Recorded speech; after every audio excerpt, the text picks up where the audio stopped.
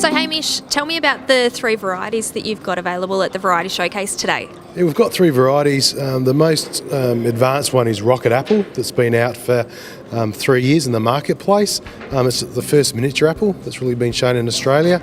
It's going really well for us. You can have a look here, quite small.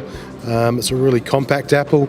When you cut it in half, one of its features is it's got a really small core. So I think one thing that's been really popular with particularly children is when they eat it, there's a lot there they can eat. There's not much waste in it. We've got it grown just about throughout Australia. So starting up from Stanthorpe in Queensland, down to the Goulburn Valley, Tasmania, obviously South Australia, and across in WA. It's doing really well for us. Great. I'm keen to see this red flesh apple that you've got here. Most people are. We've got a red fleshed apple called Red Love. Again, it's the first red fleshed apple in Australia that's been commercialised and taken to market. It started off by putting it out into the home and garden market, so we sold it through Bunnings and most nurseries. I think we've sold a lot of trees, and again, mostly through the southern parts of Australia. You can see it's a medium-sized apple, medium to small. When you cut it in half, it's got this beautiful red flesh inside it. Now, these trees are only 2-year-old trees.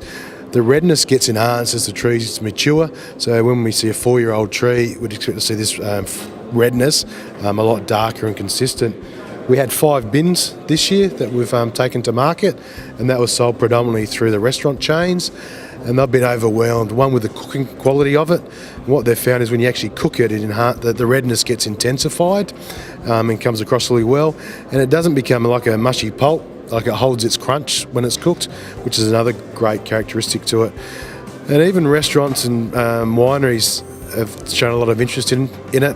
When you cut it, it doesn't oxidise and go brown. Like, this has been cut for an hour and you can see it's still holding its colour, whereas perhaps a standard traditional apple, after 30 minutes, starts to get that brown tinge to it.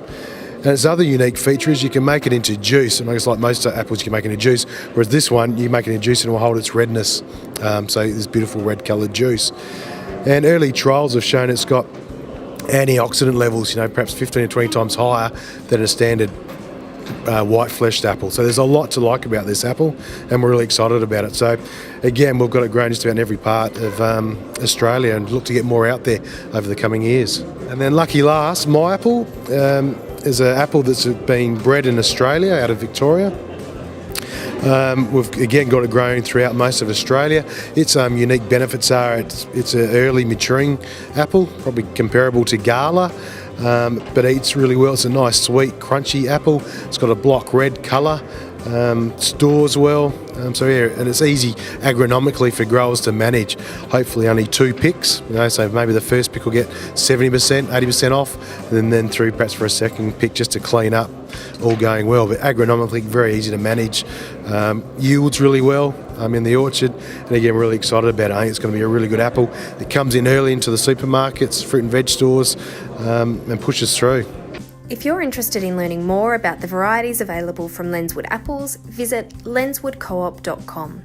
Email hamish@lenswoodcoop.com.au or call 0439 384 419 and speak to Hamish Franks.